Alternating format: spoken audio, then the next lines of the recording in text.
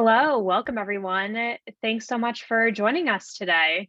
We're going to give everyone a few minutes to come in and join us. So if you need a moment to grab a snack, grab some water, go ahead and do that, and we'll get started in another minute or two.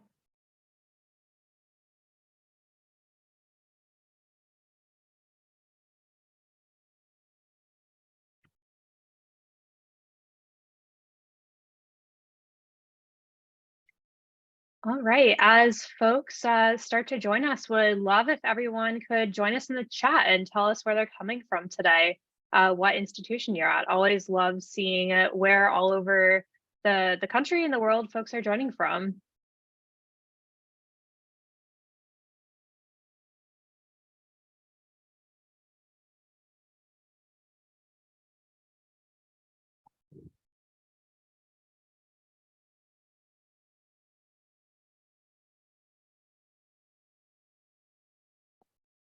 All right, well, for those of you that just joined us, we'll get started in about another 30 seconds or so to let a few more folks filter in.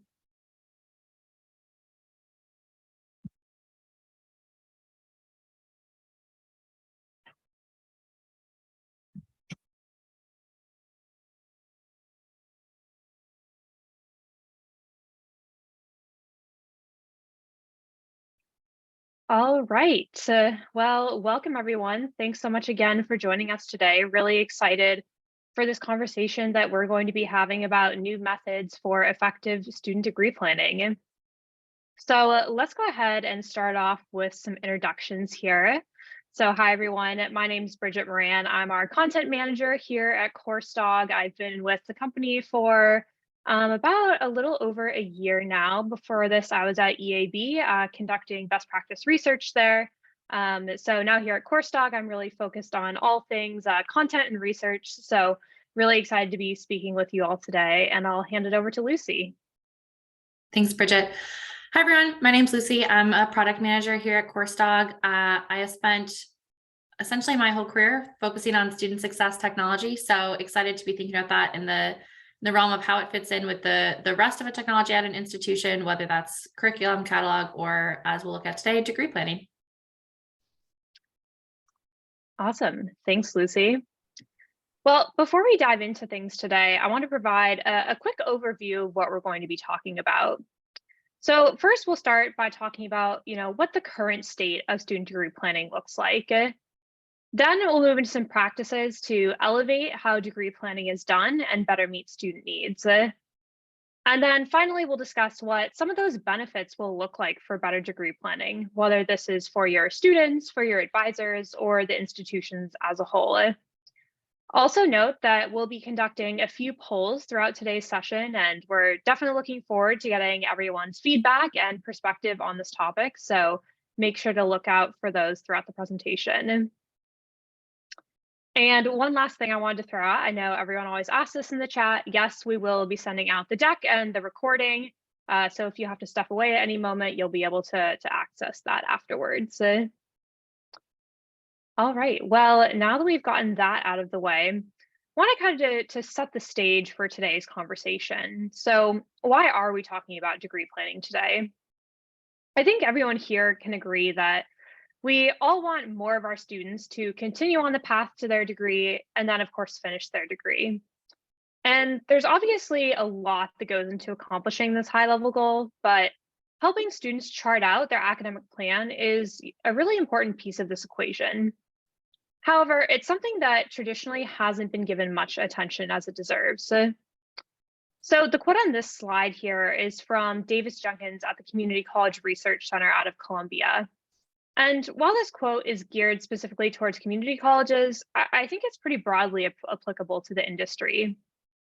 He noted that while campus leaders have been increasingly focused on helping students develop academic plans, historically, this piece of student development has largely been ignored and really contributed to some of the enrollment challenges that we're seeing currently.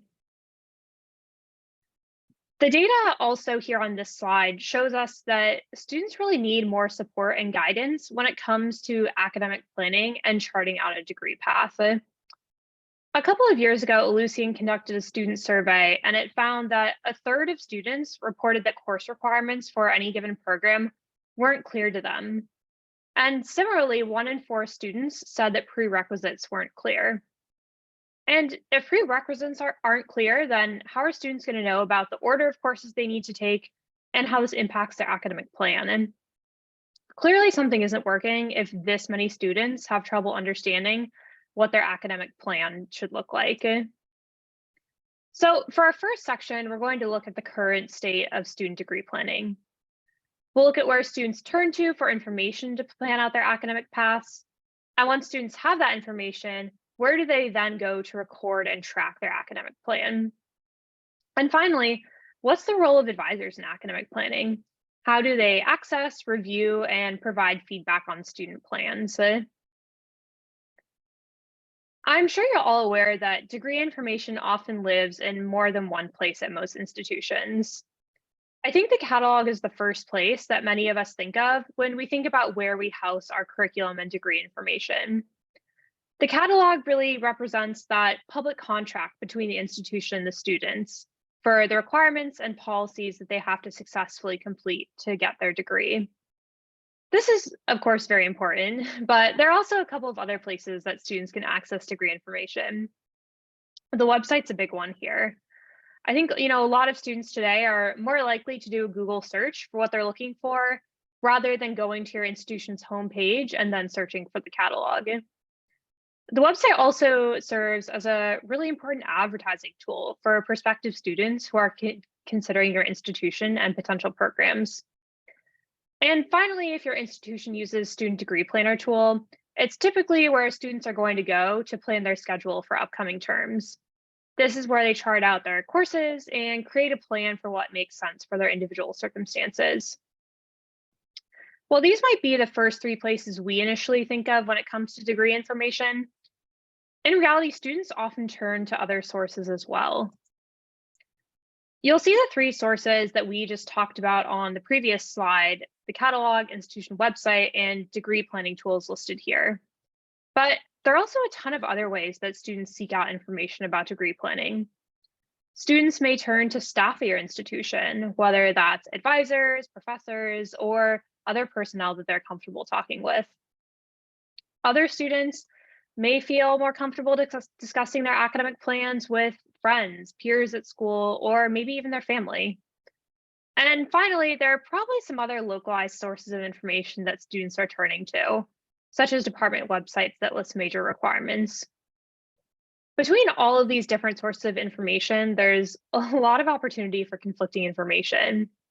What if the website, the catalog, and your degree planning tool all have slightly different requirements that show up?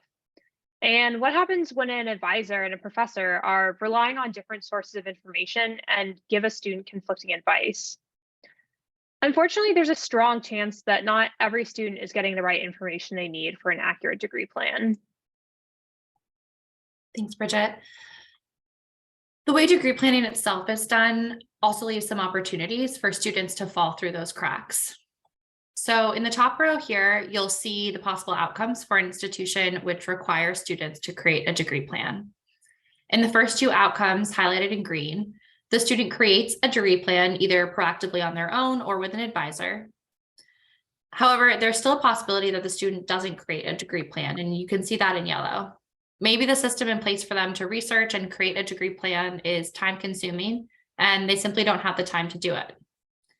Maybe they have a lot going on personally or professionally and just at that point aren't as engaged with their academic journey. Whatever the case may be, the advisor ends up creating a plan for the student, but it doesn't necessarily guarantee that the student will engage with or follow through on the plan. Now, in the second row, you can see the possible outcomes for institutions which don't require students to create degree plans. The best case scenario, again here in green, is that a student still proactively creates a plan. Maybe they go on to review it with their advisor, or maybe they don't. However, in other cases, an involved advisor may encourage students to create a degree plan, but still doesn't guarantee that the student actually will. And you can see those outcomes in yellow. Finally, in the worst case, all the way to the right, a student doesn't create a plan and there's no safety check to help get them to an academic plan. So as we can see here, some policies are better than others, but even the best policies likely don't reach all students. And of course, a policy is only as good as the tools in place to actually help students and advisors accomplish the goals that are set out. Of course, we know that this varies institution to institution and probably even by what year a student is in their academic journey. It's oftentimes more common for schools to require degree plans for students in their first year or their first term. And on that note, we'd love to hear from you all about to what extent students are required to create degree plans at your institution. And particularly here, we're interested to know how many of you require students to create a degree plan after their first year. So you'll see the poll launch on your screen. We'll leave it open for about 60 seconds or so and go from there.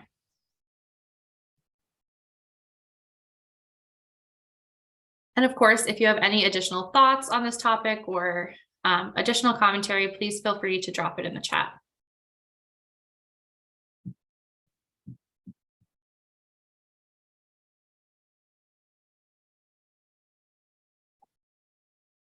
Looks like we're getting some responses coming in. Thanks for those who are voting.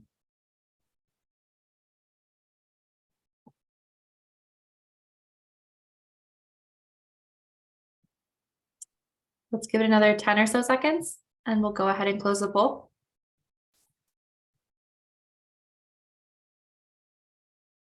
Oh, thank you. Chat is disabled. Can we go ahead and either enable chat or feel free to just question answer it and we will we'll share out.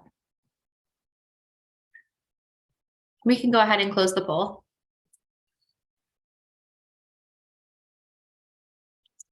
Awesome. Let's see those results.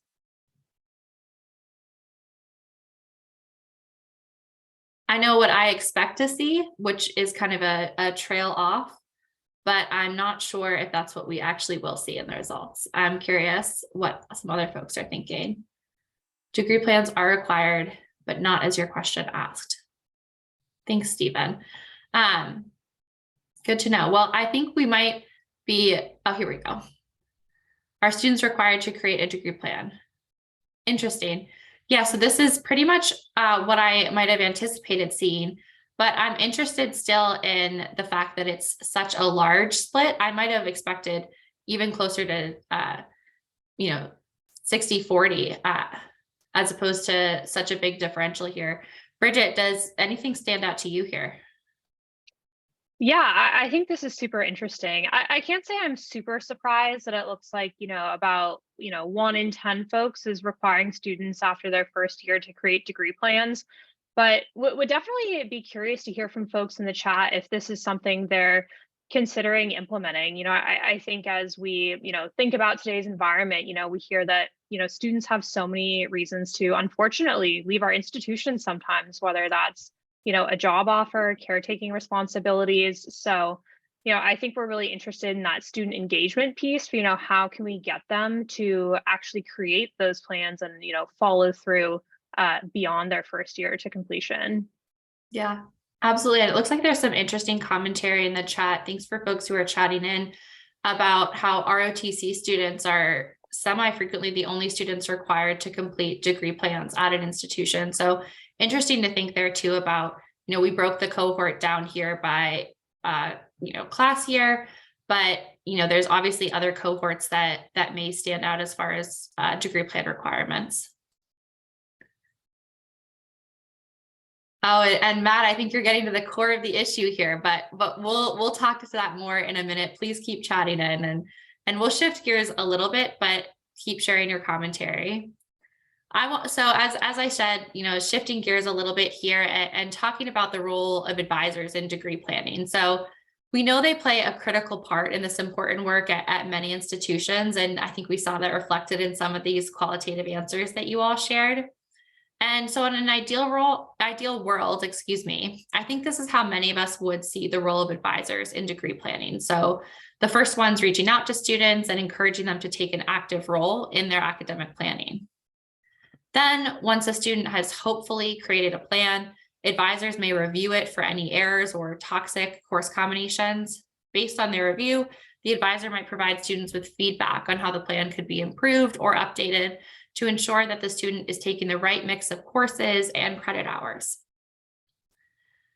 Then, if the institution requires the student to create the plan before registering for courses, that advisor might sign off or approve it, and the student would be able to proceed with course registration.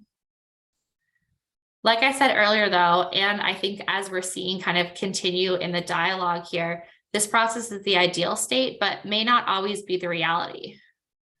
So on that note, we'll open up another poll here to learn how students actually are creating degree plans at your institution. And I'm very curious to see the mix of answers that we'll get here.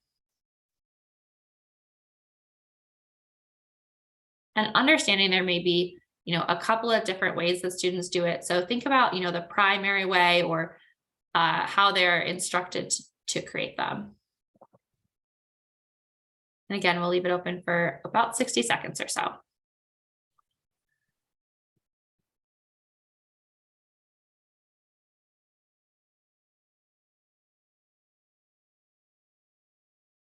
Really interesting note from Paul here, keeping only the current degree plan available. I'm wondering how that connects to catalog year and making all that information accessible. And that's certainly something that is top of mind for many institutions, I'm sure. Give it a couple more seconds and then we'll go ahead and close the poll.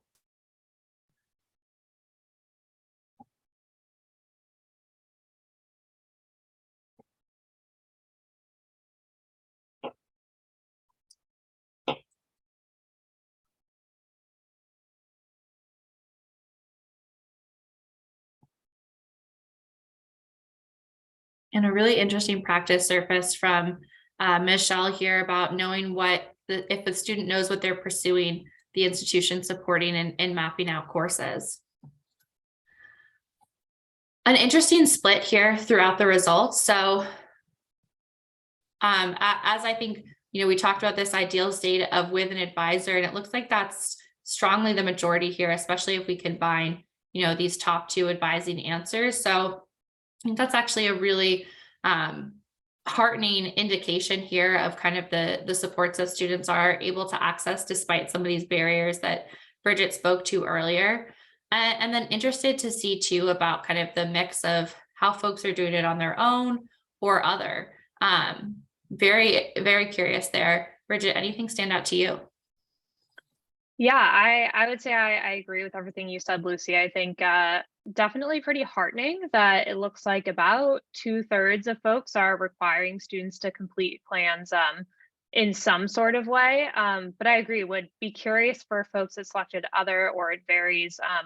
What does that look like for your institution? I know someone put in the chat that it might depend on how proactive the advisor is, or are you seeing different academic units with different policies? Would be really curious to hear more about that. Certainly.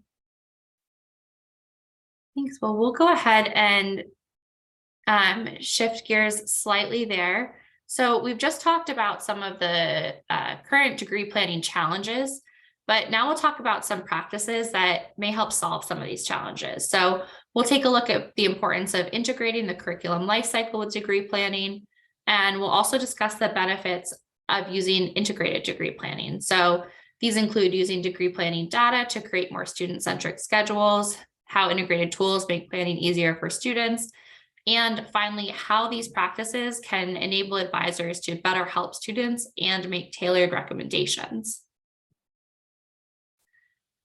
As we discussed at the very beginning of the webinar, curriculum often lives across many places at an institution.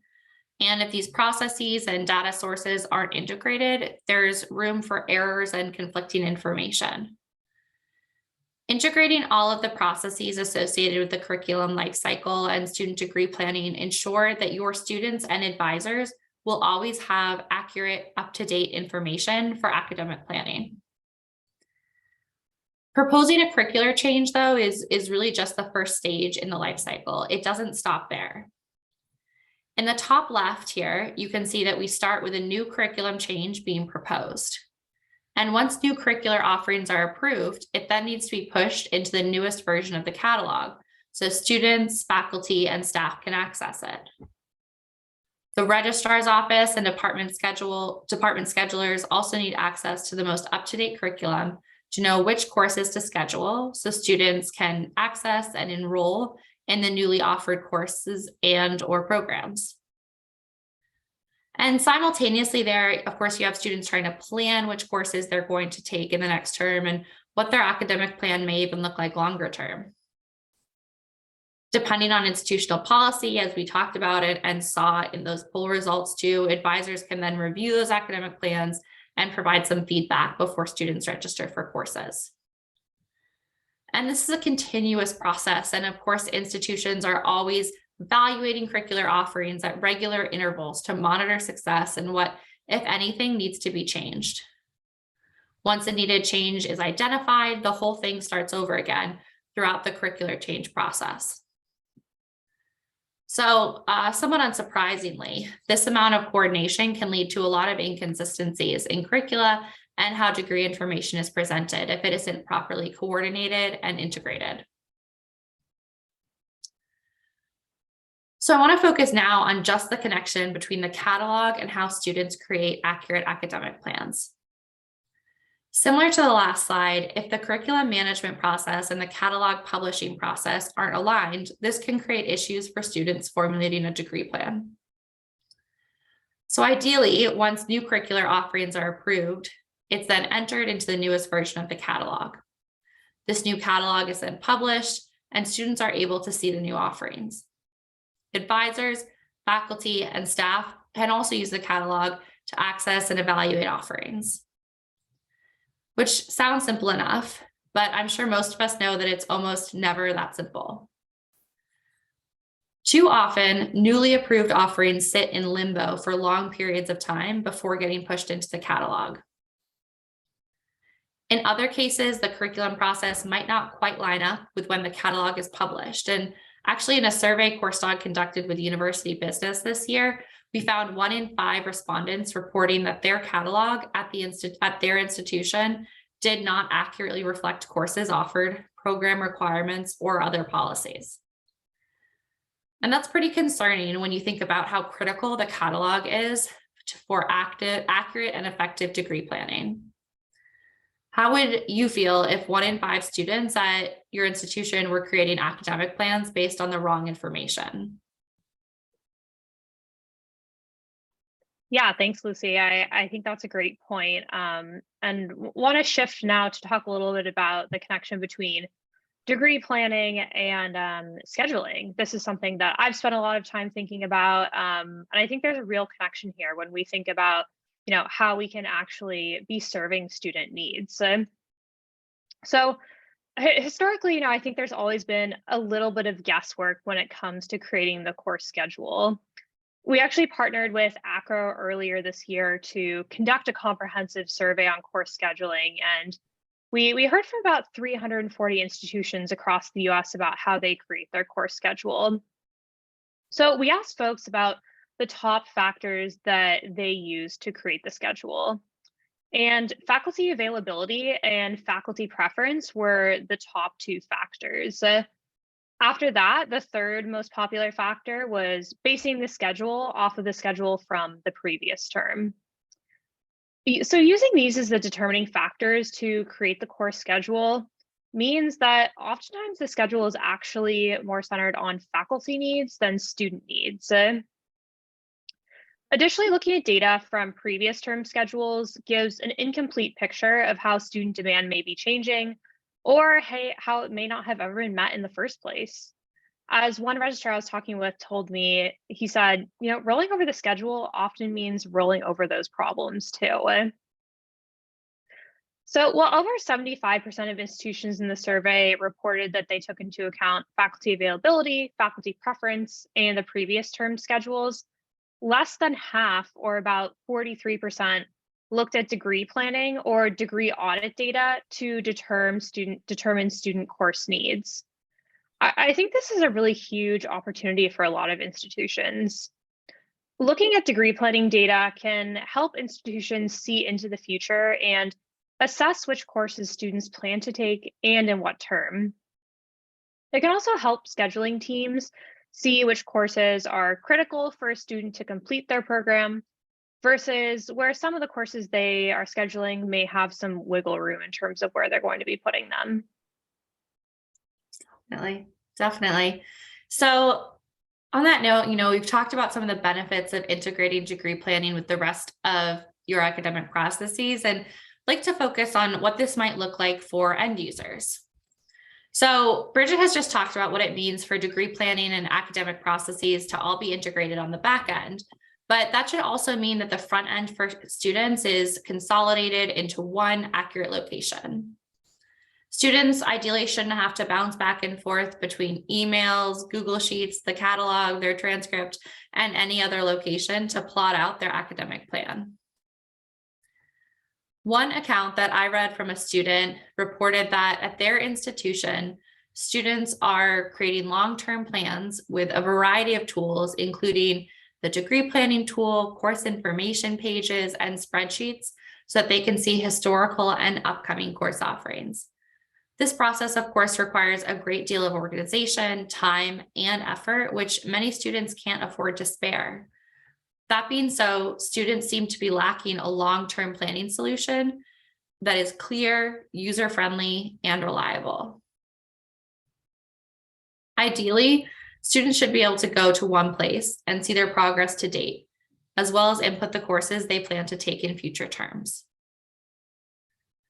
And I think where this can be most valuable to students is providing them with automatic feedback on their input degree plans. Students shouldn't have to wait for an advisor whom they may or may not meet with to receive feedback on their degree plan. Of course, meeting and discussing with an advisor is always ideal and can provide some of that qualitative feedback that automation simply can't. But for the students that don't have that access or are part of a large advising caseload, how can we give them feedback in real time? A degree plan that's constructed with built-in rules and alerts which notify students of possible roadblocks, such as registering for a course that won't count towards their requirements, or trying to register for a course that they haven't met their prereq for, is critical to ensuring that students are able to access the courses that they need. In other cases, students should be able to know if they haven't selected enough credits to finish their degree on time or don't have enough credits to meet financial aid requirements. Those are just baseline standards that ideally all students would be able to know about. And of course, advisors still can play an important role in degree planning as well. But as I said, advisors oftentimes have large caseloads, and it can be really challenging to keep up with all their advisees. And I think we see this at almost every institution. Tools in place should make it as easy as possible to see all their students and track their degree planning process in a single glance. Seeing the status of degree plan creation can help advisors identify which students they need to prioritize and reach out to first. Additionally, by being able to communicate with students directly within a degree planning tool, an advisor saves the headache of going back and forth between different tools to find and communicate with students. And that's not such a different problem than we see on the student side either, where students move back and forth between Google Sheets and Excel, and advisors may be moving back and forth between their SIS, LMS, and the degree planning tool. A final aspect I'd like to call out about centralized degree planning here is the ability for advisors to recommend successful course combinations to students. Based on data from students that complete the same degree, the degree planner can identify the most commonly successful paths to degree.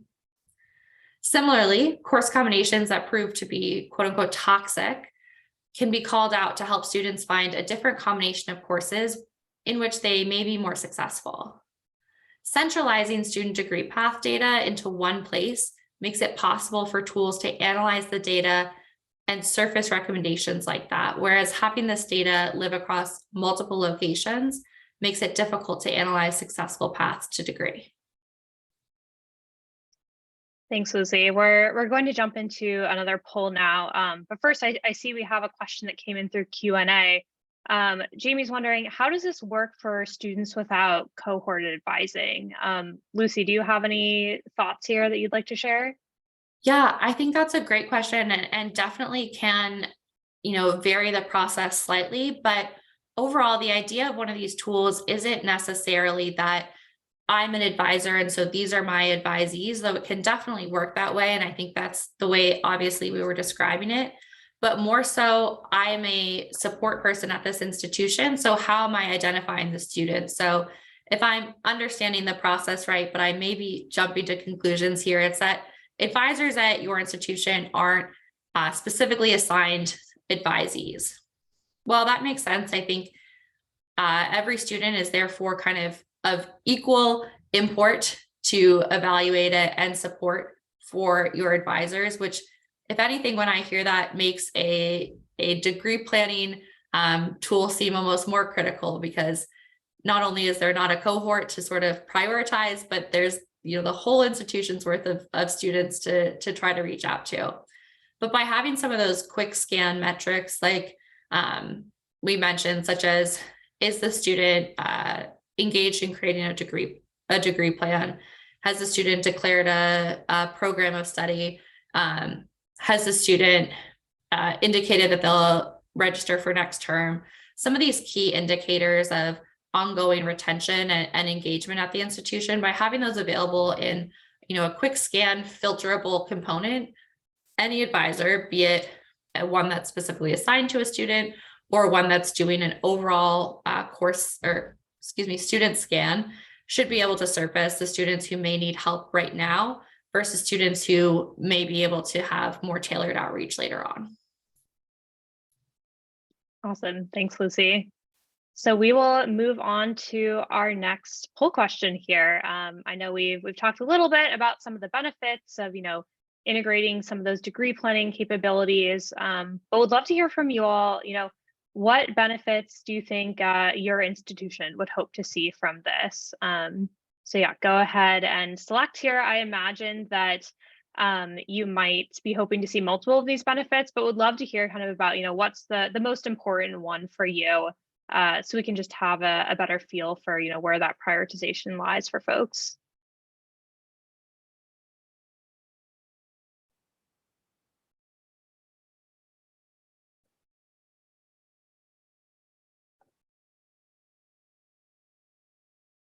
All right, see some responses rolling in. We'll keep it open for a couple more seconds here.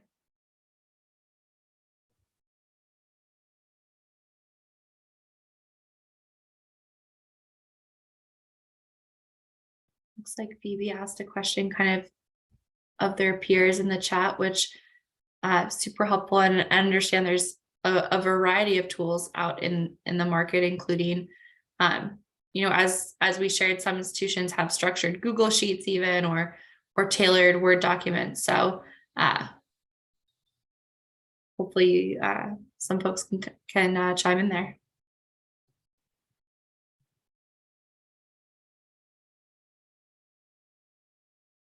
All right, let's go ahead and close the poll now and share the results here. All right, so it looks like we have a couple of different ones rising to the top here. So it looks like communication was a big one, enabling students and advisors to better communicate and review the plans. Scheduling, that's a huge one as well too. That makes a lot of sense. Like we discussed, I think that a lot of times scheduling, it's kind of a mad dash every time, figuring out which courses need to be offered and if we're actually aligning with student needs. So I think having some of that more forward-looking data is super critical. Any thoughts from you here, Lucy? I think you called out exactly what stuck out to me is this dual benefit to the users themselves, the advisors and the students, as well as at its core a benefit to the institution to be able to plan around, well, what do we need to offer when, how many seats, et cetera. And I think that's really where some of the interesting synergies start to lie. Absolutely. I love that communication point. I think back to back in the day when I was in school and it was like, oh, you send your advisor an email and that was kind of it. And I just can't imagine the nightmare it is. So you have hundreds of advisees going through your inbox trying to track all of them, remember the status of each student. So yeah, I totally would agree with that one.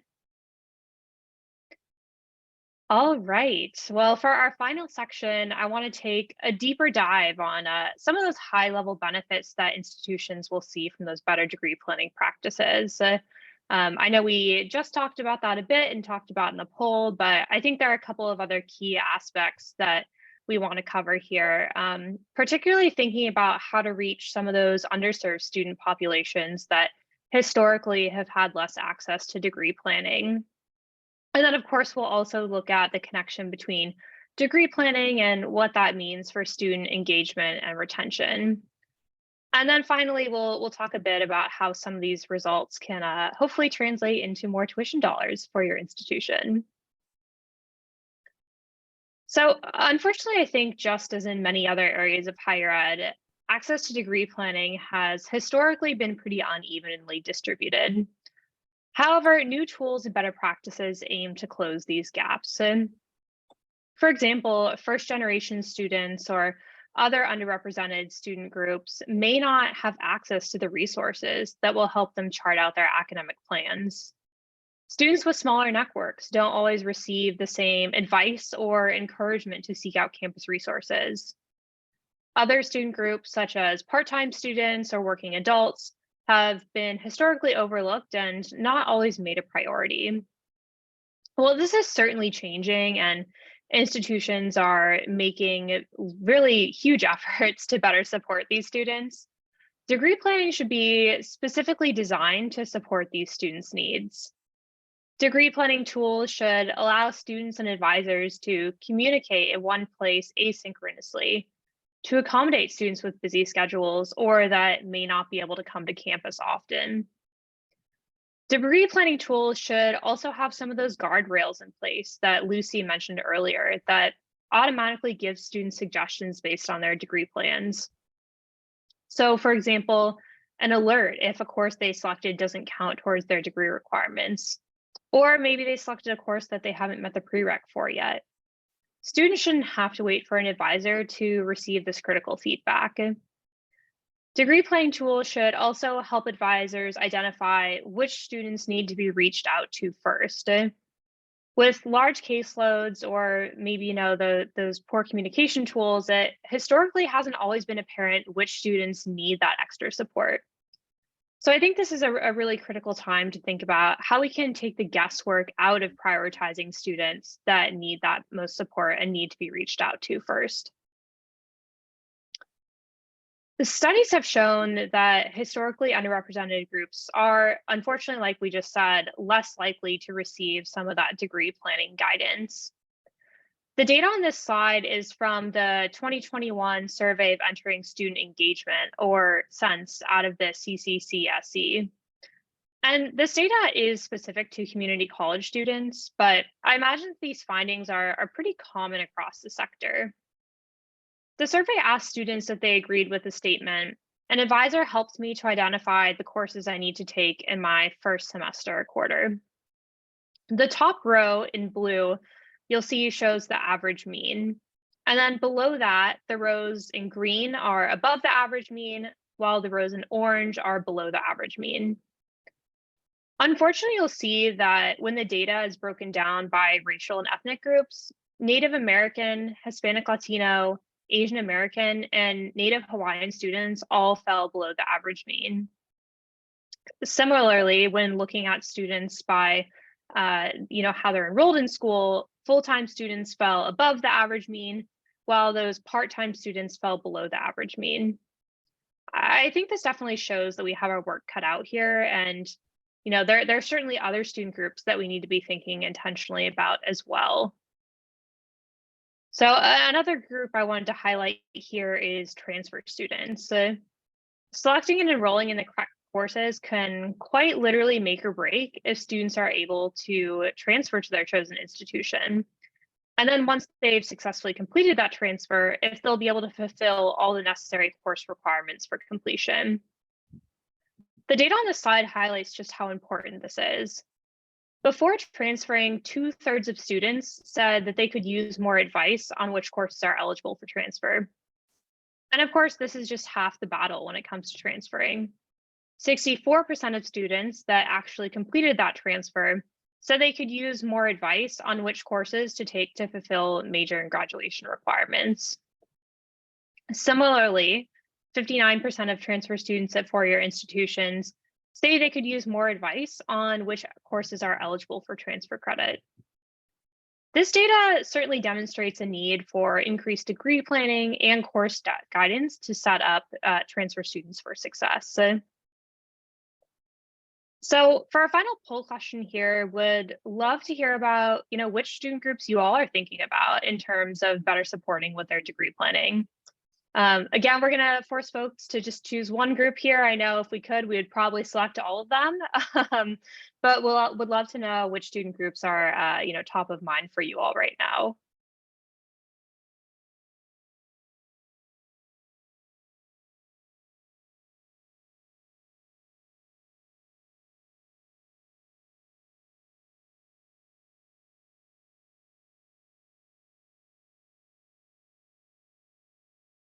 All right, we'll keep it open for about another 15 seconds or so.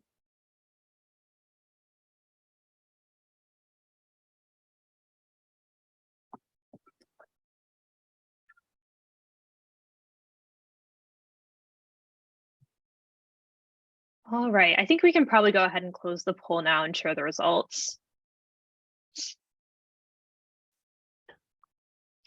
All right, looks like first generation students rising to the top here. Yep, I think that makes a lot of sense to me. As I mentioned, oftentimes these students don't always have access to the same support networks that can really help guide them through, how to think about course selection or program selection.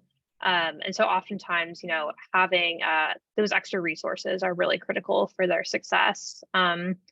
It looks like a couple of other groups rising to the top here: transfer students, working adult students. Yep, that's huge.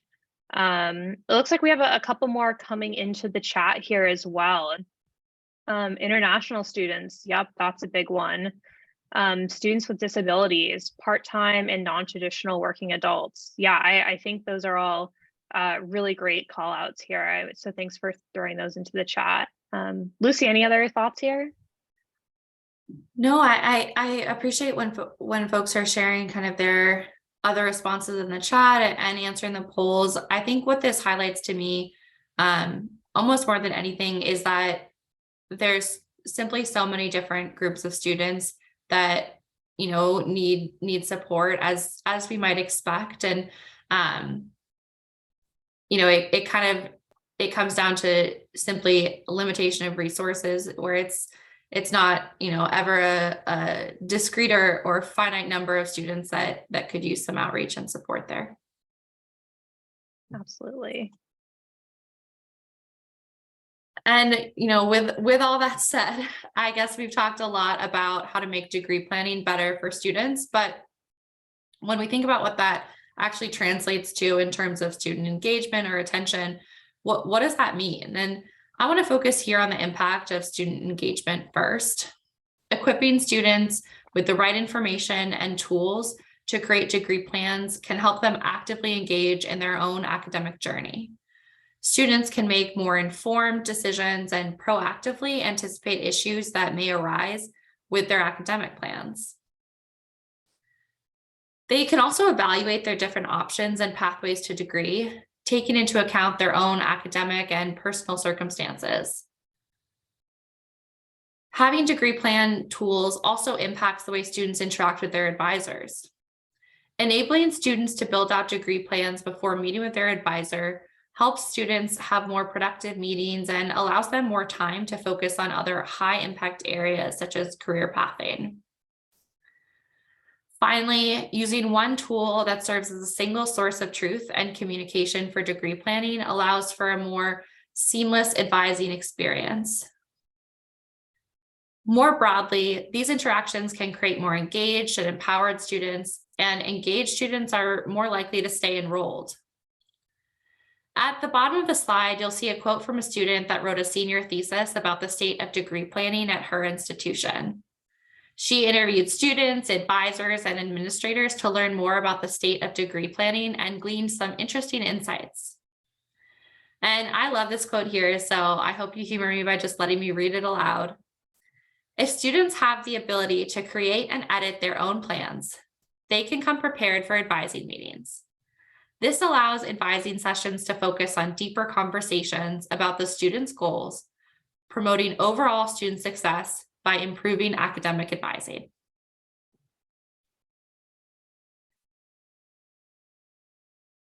And of course, we know that student engagement is important, but even more so in today's landscape.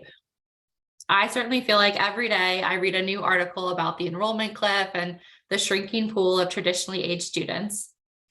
Institutions, therefore, really need to be more thoughtful about engaging and retaining all students, not just those straight out of high school. There's also increased competition for students.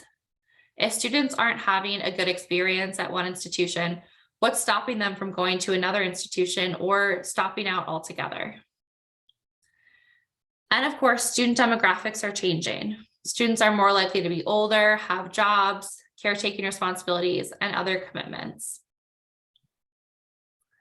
Therefore, degree planning should be part of every institution's toolbox to help retain the students they already have. Even just a few extra students staying enrolled or a slight increase in credit hours can pay huge financial dividends for an institution. And I'll close out here by just saying that that dual goal, which is to provide institutional sustainability and to ensure student success, is really what drives what we do here at CourseDog. So on this slide, you see a brief overview of where we focus today and how we aim to connect and streamline academic operations across every institution. So from some of that data analytics in academic operations to integrated degree planning and student pathway planning, here at CourseDog, we're largely relentlessly focused on supporting the next generation of students, faculty, and academic leaders through modern cloud-based technology. And with all that said, I think Bridget and I would love to close out the formal portion of the webinar and take a few questions from the audience about degree planning. Yes, absolutely. Would love to hear from you all about any questions or even just thoughts that came up during today's conversation. So feel free to drop those into the Q&A function or the chat as well, and we'll be monitoring that.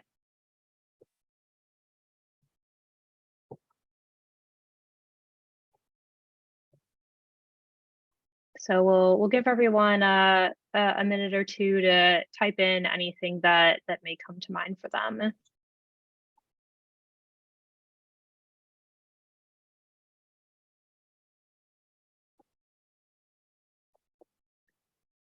I'm seeing one question come in here now, Lucy, and they're curious to learn more about the details of the curriculum management component of CourseDog and how that kind of relates to everything we've been talking about today. Sure, happy to talk about that in brief.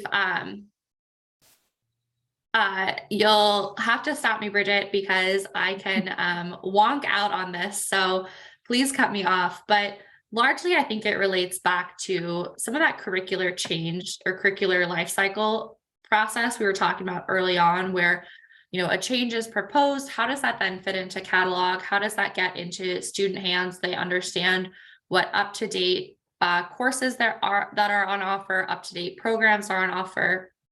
And while we understand that any matriculated student is more bound to their catalog year of matriculation than they are to new items, that doesn't necessarily mean that course equivalencies aren't popping up, that there aren't updated content that are associated with programs, et cetera, that we really want to make sure that students have access to. So the curriculum management kind of fits in with that window of that sense of how are we streamlining a process that has historically, I think, been hallmarked by some of those inter-office manila envelopes that I'm sure we're all very familiar with. But certainly if you have other questions, happy to set up kind of time to chat and walk you through that technology more.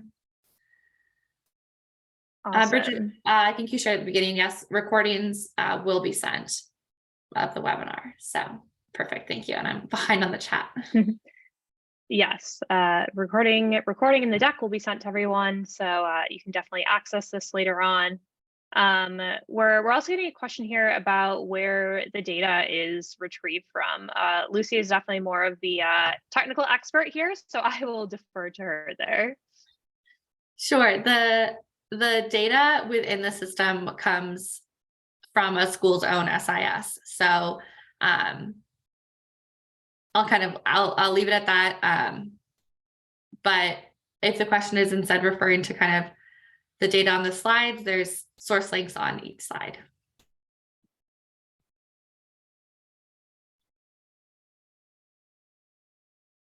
Awesome. Thank you, Matt.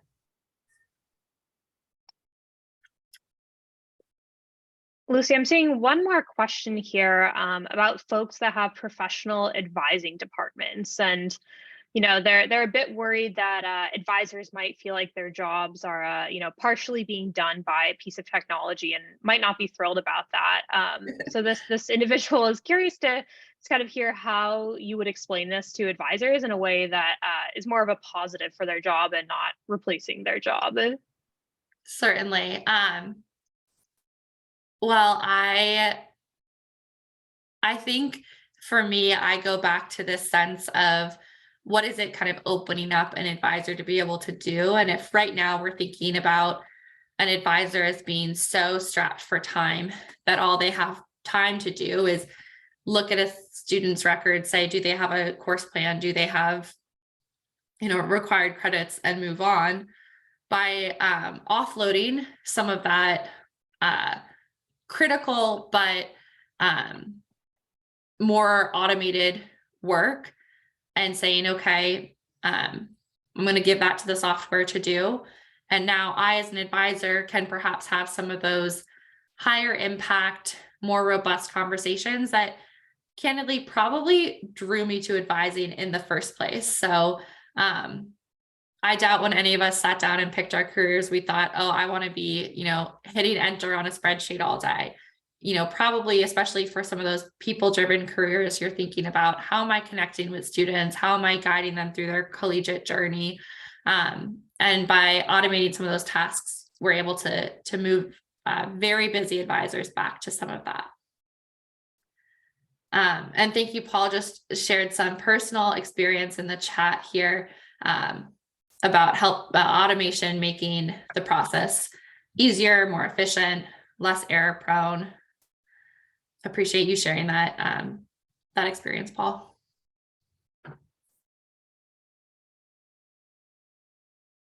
Absolutely. Well, it looks like those are all of the questions that we have had come in.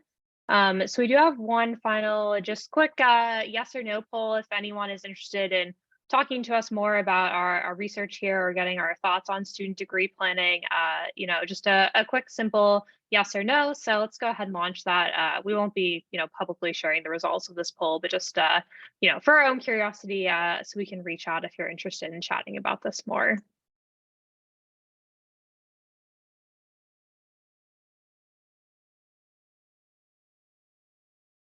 All right. Well, once folks have hit that yes or no, I think we can give everyone a couple minutes back in their day. Hopefully, grab some water, a snack, stretch your legs before your next meeting. But thanks so much, everyone, for joining us today.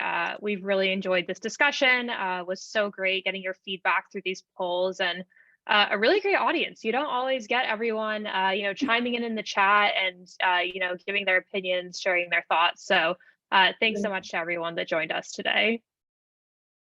Thank you all. Thanks, everyone.